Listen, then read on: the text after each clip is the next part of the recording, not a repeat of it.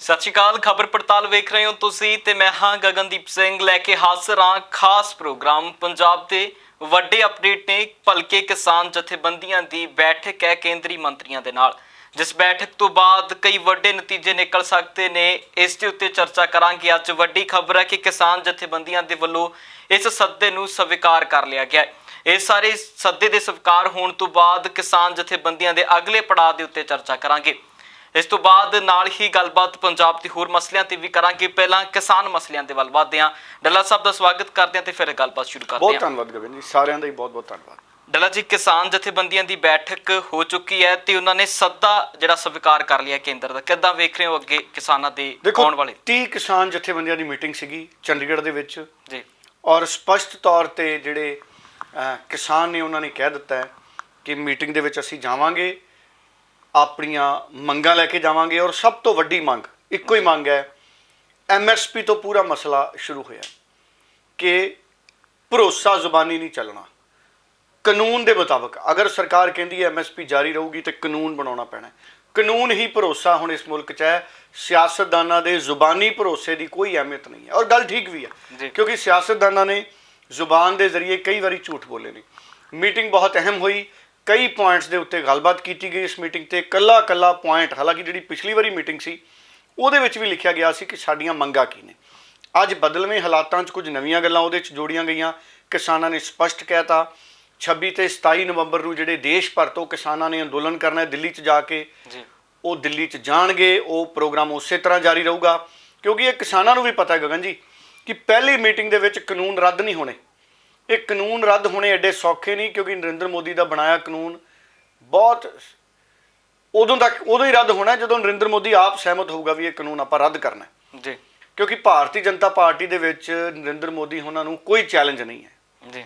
ਵਿਰੋਧੀ ਧਿਰ ਕੋਲੇ ਤਾਕਤ ਨਹੀਂ ਹੈ। ਪਾਰਲੀਮੈਂਟ 'ਚ ਹੀ ਆਰਡੀਨੈਂਸ ਜਦੋਂ ਕਾਨੂੰਨ ਬਣ ਕੇ ਪਾਸ ਹੋ ਗਏ, ਹੁਣ ਨਰਿੰਦਰ ਮੋਦੀ ਦੀ ਪ੍ਰਧਾਨ ਮੰਤਰੀ ਦੀ ਜਦ ਤੱਕ ਆਪਣੀ ਇੱਛਾ ਨਹੀਂ ਬਣਦੀ ਜਾਂ ਉਹ ਇਹ ਗੱਲ ਮਹਿਸੂਸ ਨਹੀਂ ਕਰਦੇ ਕਿ ਸੱਚਮੁੱਚ ਇਸ ਕਾਨੂੰਨ ਦੇ ਵਿੱਚ ਕਈ ਅਜਿਹੀਆਂ ਗੱਲਾਂ ਨੇ ਜਿਨ੍ਹਾਂ ਨਾਲ ਕਿਸਾਨਾਂ ਦਾ ਨੁਕਸਾਨ ਹੈ ਜੀ। ਕਿਉਂਕਿ ਪਹਿਲਾਂ ਅਫਸਰ ਕਾਨੂੰਨ ਬਣਾਉਂਦੇ ਨੇ, ਖਰੜਾ ਬਣਾਉਂਦੇ ਨੇ, ਮੀਟਿੰਗਾਂ 'ਚ ਦੱਸ ਦਿੱਤਾ ਜਾਂਦਾ ਹੈ ਕੱਲੀ ਚੀਜ਼। ਪ੍ਰਧਾਨ ਮੰਤਰੀ ਵੀ, ਮੈਨੂੰ ਉਮੀਦ ਨਹੀਂ ਕਿ ਕੱਲੀ ਚੀਜ਼ ਖਰੜੇ ਦੀ ਪੜ੍ਹਦੇ ਹੋਣਗੇ ਪ੍ਰਧਾਨ ਮੰਤਰੀ, ਕਿਉਂਕਿ ਅਫਸਰ ਬਰੀਫ ਕਰ ਜਾਂਦੇ ਨੇ ਵੀ ਸਰ ਇਹ ਚੀਜ਼ ਇਸ ਤਰ੍ਹਾਂ ਹੈ, ਇਸ ਤਰ੍ਹਾਂ ਹੈ। ਬਾਕੀ ਹੋ ਸਕਦਾ ਹੈ ਨਰਿੰਦਰ ਮੋਦੀ ਉਹਨਾਂ ਨੇ ਫੋਟੋ ਕਾਪੀ ਪੜ੍ਹੀ ਹੋਵੇ ਸਾਰੇ ਕਾਨੂੰਨ ਦੀ ਜਾਂ ਅਸਲ ਕਾਨੂੰਨ ਪੜ੍ਹਿਆ ਹੋਵੇ, ਇਹ ਰੱਬ ਜਾਣਦਾ ਜਾਂ ਮੋਦੀ ਸਾਹਿਬ ਜਾਣਦੇ ਨੇ। ਪਰ ਇੰਨੀ ਛੇਤੀ ਕਾਨੂੰਨ ਰੱਦ ਨਹੀਂ ਹੋਣਾ। ਇਸ ਕਰਕੇ ਇਹ ਗੱਲ ਨੂੰ ਕਿਸਾਨ ਸਮਝਦੇ ਨੇ ਗਗਨ। ਕਿਸਾਨ ਇਹ ਸਮਝਦੇ ਨੇ ਵੀ ਇਹ ਸ਼ੁਰੂਆਤੀ ਤੌਰ ਦੀ ਗੱਲਬਾਤ ਹੈ। ਮੈਂ ਇੱਕ ਚੀਜ਼ ਹੋਰ ਦੇਖੀ, ਜਦੋਂ ਜਿਆਣੀ ਸਾਹਿਬ ਔਰ ਹਰਜੀਤ ਸਿੰਘ ਗਰੇਵਾਲ ਦਿੱਲੀੋਂ ਆਏ ਸੀ, ਜਿਆਣੀ ਉਹਨਾਂ ਦੀ ਸਟੇਟਮੈਂਟ ਆਈ ਸੀ ਕਿ ਰਾਜਨਾਥ ਸਿੰਘ ਉਹਨਾਂ ਦੇ ਘਰ ਮੀਟਿੰਗ ਹੋਊਗੀ, ਰਾਜਨਾਥ ਵੀ ਮੀਟਿੰਗ 'ਚ ਮੌਜੂਦ ਰਹਿਣਗੇ। ਇਹ ਗੱਲ ਆਈ ਸੀ ਨਾ ਜੀ। ਹੁਣ ਰਾਜਨਾਥ ਹੋਣੀ ਸੀਨ 'ਚੋਂ ਨਿਕਲ ਗਏ, ਕਿਉਂਕਿ ਜਦੋਂ ਚਿੱਠੀ ਆਈ ਹੈ ਕੇਂਦਰ 'ਚ ਉਹਦੇ 'ਚ ਰਾਜਨਾਥ ਸਿੰਘ ਉਹਨਾਂ ਦਾ ਕੋਈ ਜ਼ਿਕਰ ਨਹੀਂ। ਉਹ 'ਚ ਜ਼ਿਕਰ ਹੈ ਸਿਰਫ ਖੇਤੀਬਾੜੀ ਮੰਤਰੀ ਦਾ ਤੇ ਰੇਲ ਮੰਤਰੀ ਦਾ, ਤੋਮਰ ਸਾਹਿਬ ਦਾ ਤੇ ਪਿਊਸ਼ ਗੋਇਲ ਦਾ।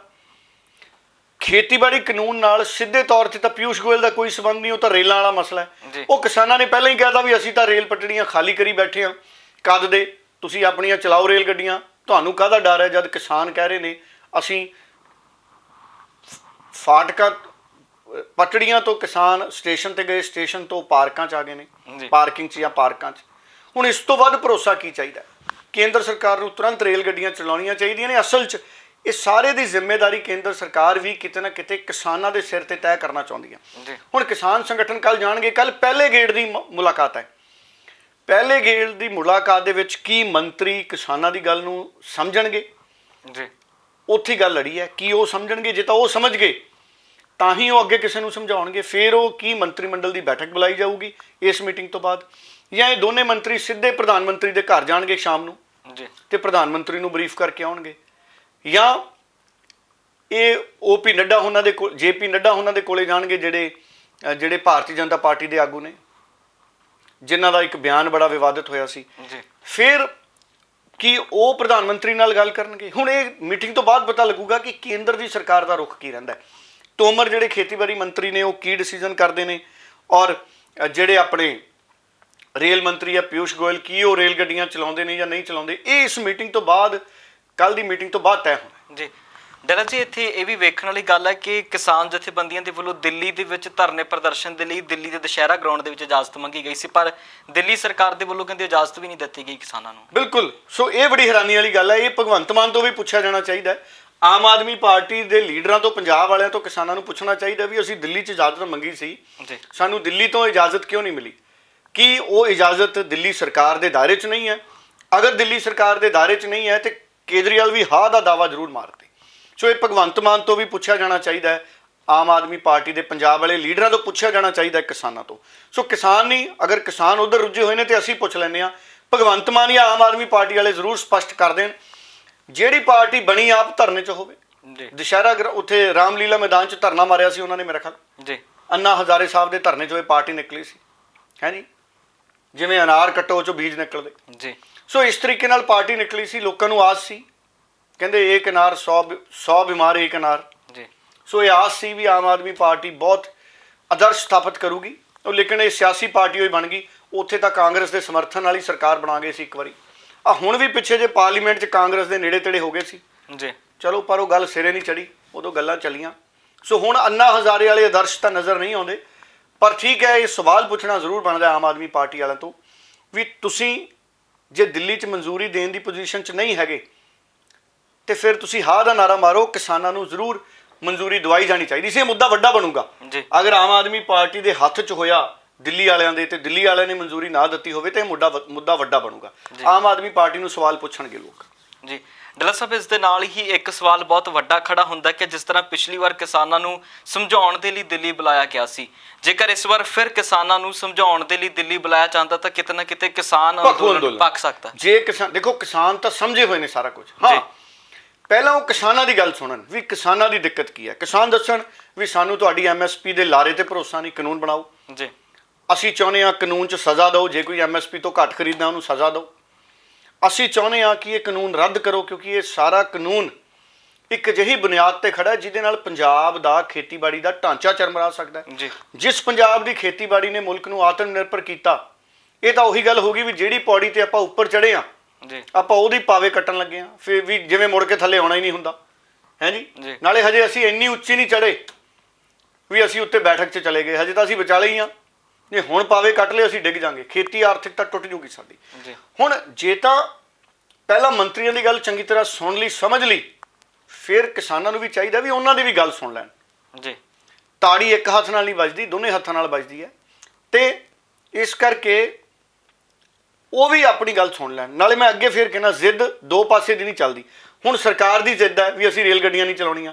ਜੀ ਕੱਲ ਨੂੰ ਅਗਰ ਕਿਸਾਨਾਂ ਦੀ ਗੱਲ ਨਹੀਂ ਸੁਣੀ ਜਾਂਦੀ, ਕਿਸਾਨਾਂ ਨਾਲ ਨਾ ਇਨਸਾਫੀ ਹੁੰਦੀ ਹੈ, ਤੇ ਕੱਲ ਨੂੰ ਕਿਸਾਨ ਵੀ ਜਿੱਦ ਕਰ ਸਕਦੇ ਆ ਵੀ ਫਿਰ ਚਲਾ ਕੇ ਦੇਖ ਲਓ। ਜੀ ਹੈ ਨਹੀਂ ਵੀ ਅਸੀਂ ਤਾਂ ਅੰਦੋਲਨ ਕਰਨ ਦੇ ਆਦੀ ਹਾਂ। ਆਜ਼ਾਦੀ ਤੋਂ ਪਹਿਲਾਂ ਕਿਸਾਨ ਅੰਦੋਲਨਾਂ ਦੀ ਅਗਵਾਈ ਪੰਜਾਬੀ ਕਰਦੇ ਰਹੇ ਨੇ। ਜੀ ਸੋ ਇਸ ਕਰਕੇ ਅਗਰ ਕਿਸਾਨਾਂ ਦੀ ਗੱਲ ਸੁਣਨ ਤੋਂ ਬਾਅਦ ਉਹ ਆਪਣੀ ਗੱਲ ਸਮਝਾਉਣ ਦੀ ਕੋਸ਼ਿਸ਼ ਕਰਨਗੇ ਤੇ ਉਹਦੇ 'ਚ ਕੋਈ ਇਤਰਾਜ਼ ਨਹੀਂ। ਜੀ ਡੱਲਾ ਸਾਹਿਬ, ਇੱਕ ਚਰਚਾ ਮੀਡੀਆ ਘਰਾਣਿਆਂ ਦੇ ਵਿੱਚ ਬਹੁਤ ਬਣੀ ਹੋਈ ਹੈ ਕਿ ਕਿਸਾਨਾਂ ਦੀਆਂ ਸਿਰਫ ਪੰਜਾਬ ਦੀਆਂ 29-30 ਜਥੇਬੰਦੀਆਂ ਨੂੰ ਸੱਦਾ ਆਇਆ ਹੈ, ਬਾਕੀ ਪੂਰੇ ਮੁਲਕ ਭਰ ਦੀਆਂ ਜਥੇਬੰਦੀਆਂ ਦੇ ਵੱਲੋਂ ਬੀਤੇ ਦਿਨੀ ਚੱਕਾ ਜਾਮ ਵੀ ਕੀਤਾ ਗਿਆ ਤੇ ਮੀਟਿੰਗਾਂ ਵੀ ਪੂਰੇ ਭਾਰਤ ਦੀ ਜਥੇਬੰਦੀਆਂ ਕਰ ਰਹੀਆਂ ਸੀ, ਪਰ ਇਕੱਲੇ ਪੰਜਾਬ ਦੀਆਂ ਜਥੇਬੰਦੀਆਂ ਨੂੰ ਸੱਦਾ ਦੇਣਾ ਕਿਤੇ ਨਾ ਕਿਤੇ ਆਪਸ ਦੇ ਵਿੱਚ ਕਿਸਾਨ ਜਥੇਬੰਦੀਆਂ ਨੂੰ ਪਾੜਨ ਦੀ ਕੋਸ਼ਿਸ਼ ਤਾਂ ਨਹੀਂ ਹੋਈ? ਨਹੀਂ, ਦੇਖੋ ਹਮੇਸ਼ਾ ਸਰਕਾਰਾਂ ਦੀ ਕੋਸ਼ਿਸ਼ ਹੁੰਦੀ ਹੈ ਕਿ ਅੰਦੋਲਨ ਨੂੰ ਕਮਜ਼ੋਰ ਕੀਤਾ ਜਾਵੇ। ਇੰਨੀ ਛੇਤੀ ਕਿਸਾਨਾਂ ਦਾ ਅੰਦੋਲਨ ਫਟਦਾ ਨਹੀਂ। ਜੀ ਕਿਸਾਨਾਂ ਦਾ ਅੰਦੋਲਨ ਇੰਨੀ ਛੇਤੀ ਫਟਦਾ ਨਹੀਂ। ਕਿਸਾਨਾਂ ਦਾ ਅੰਦੋਲਨ ਇੱਟ ਵਰਗਾ ਮਜ਼ਬੂਤ ਹੈ। ਜੀ ਸੋ ਨੰਬਰ 2, ਇਹ ਦੇਸ਼ ਦੇ ਕਿਸਾਨ ਵੀ ਸਮਝਦੇ ਨੇ ਕਿ ਪੰਜਾਬ ਦੇ ਕਿਸਾਨਾਂ ਨੇ ਅੰਦੋਲਨ ਸ਼ੁਰੂ ਕੀਤਾ ਸੀ ਤੇ ਪੰਜਾਬ 'ਚ ਇਹਦਾ ਅਸਰ ਜ਼ਿਆਦਾ ਹੈ। ਜੀ ਇਸ ਕਰਕੇ ਪੰਜਾਬ ਦੇ ਕਿਸਾਨਾਂ ਨੇ ਦੇਸ਼ ਦੀਆਂ ਜਥੇਬੰਦੀਆਂ ਨਾਲ ਪਹਿਲਾਂ ਗੱਲ ਕੀਤੀ ਕਿ ਅਗਰ ਤੁਸੀਂ ਕਹੋਗੇ ਤਾਂ ਅਸੀਂ ਇਹਦੇ ਤੇ ਮੀਟਿੰਗ ਕਰਕੇ ਫੈਸਲਾ ਕਰੀਏ, ਨਹੀਂ ਤਾਂ ਅਸੀਂ ਵੀ ਨਹੀਂ ਜਾਂਦੇ। ਉਹ ਕਹਿੰਦੇ ਨਹੀਂ, ਤੁਸੀਂ ਜਾਓ। ਆਪਸ 'ਚ ਏਕਾ ਬਹੁਤ ਹੈ ਕਿਸਾਨਾਂ ਦਾ। ਪਰ 26-27 ਦਾ ਜਿਹੜਾ ਅੰਦੋਲਨ ਹੈ ਉਹ ਪੂਰੇ ਦੇਸ਼ ਦੇ ਕਿਸਾਨਾਂ ਦਾ ਹੈ, ਔਰ ਕੱਲ ਦੀ ਮੀਟਿੰਗ ਤੋਂ ਬਾਅਦ ਜੋ ਨਤੀਜਾ ਨਿਕਲਣਾ ਪੂਰੇ ਦੇਸ਼ ਦੇ ਕਿਸਾਨਾਂ ਦੀਆਂ ਮੀਟਿੰਗਾਂ ਹੋ ਕੇ ਫਿਰ ਉਹ ਵਿਚਾਰ ਕੀਤਾ ਜਾਣਾ। ਜੀ ਅਗਲਾ ਪ੍ਰੋਗਰਾਮ ਸਾਂਝਾ ਰਹੂਗਾ। ਸੋ ਦੇਖੋ, ਇਹ 'ਚ ਕੋਈ ਦੋ ਰਾਏ ਨਹੀਂ, ਪੰਜਾਬ ਦੇ ਕਿਸਾਨ ਪੂਰੇ ਦੇਸ਼ ਦੇ ਕਿਸਾਨਾਂ ਦੀ ਅਗਵਾਈ ਕਰ ਰਹੇ ਨੇ, ਕਿਉਂਕਿ ਸਭ ਤੋਂ ਵੱਡਾ ਮੰਡੀਕਰਨ ਦਾ ਢਾਂਚਾ ਕਣਕ ਝੋਨੇ ਦਾ ਪੰਜਾਬ 'ਚ ਹੈ। ਜੀ ਔਰ ਸਾਰੀ ਜਗ੍ਹਾ ਤੇ MSP ਲੱਗਦੀ ਹੈ, ਪਰ ਸਾਰੀ ਜਗ੍ਹਾ ਤੇ MSP ਨਾਲ ਖਰੀਦ ਵੀ ਨਹੀਂ ਹੁੰਦੀ। ਜੀ ਸੋ ਇਸ ਕਰਕੇ ਮੈਨੂੰ ਨਹੀਂ ਲੱਗਦਾ ਕਿ ਕਿਸਾਨ ਇਸ ਤਰ੍ਹਾਂ ਫਟਣਗੇ। ਕਿਸਾਨਾਂ ਦੇ ਅੰਦੋਲਨ ਦੀ ਕੰਧ ਪਿੱਲੀ ਇੱਟਾਂ ਵਾਲੀ ਨਹੀਂ ਹੈਗੀ। ਜੀ ਵੀ ਕੋਈ ਢਾਹ ਦੂਗਾ ਇਹਨੂੰ ਮੁੱਕਾ ਮਾਰ ਕੇ।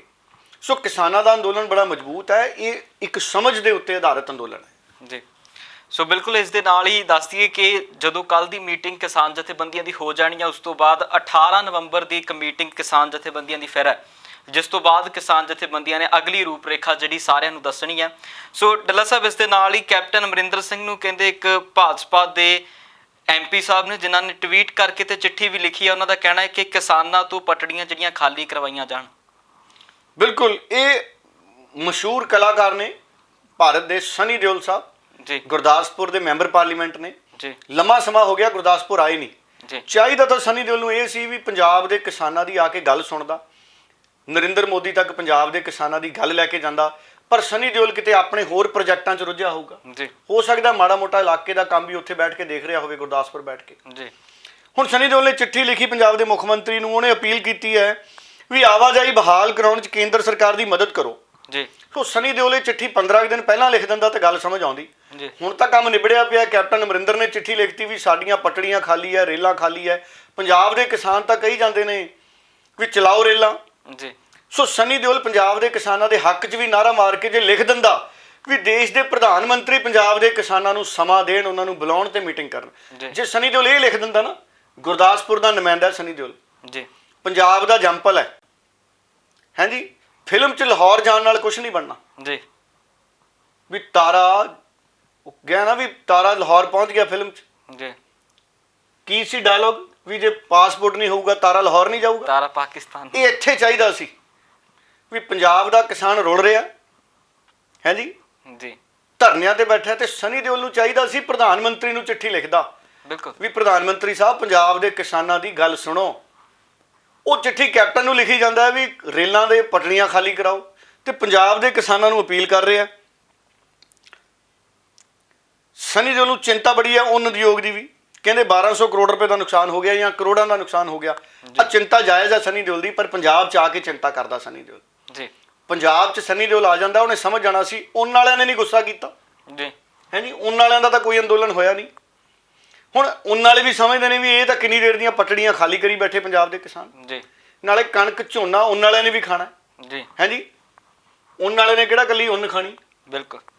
ਸੋ ਉੱਨ ਵਾਲੇ ਵੀ ਇਹੀ ਭੋਜਨ ਖਾਂਦੇ ਨੇ। ਨਾਲੇ ਮੈਂ ਕਹਿੰਦਾ ਜਿਹੜੇ ਪੰਜਾਬ ਦੇ ਉੱਨ ਵਾਲੇ ਨੇ ਨਾ ਜੀ, ਹੌਜ਼ਰੀ ਵਾਲੇ ਨੇ ਜਾਂ ਉੱਨ ਵਾਲੇ ਨੇ, ਉਹ ਵੀ ਕਿਸਾਨ ਨੇ, ਉਹ ਵੀ ਪੰਜਾਬ ਦੇ ਹੀ ਕਿਸਾਨ ਨੇ। ਉੱਨ ਵਾਲਿਆਂ ਦਾ ਵੀ ਪੁਰਾਣਾ ਪਰਿਵਾਰ ਟੱਬਰਾਂ 'ਚ ਦਾਦੇ ਪੜਦਾਦੇ ਉਹ ਵੀ ਖੇਤੀਬਾੜੀ 'ਚ ਹੀ ਹੋਣੇ।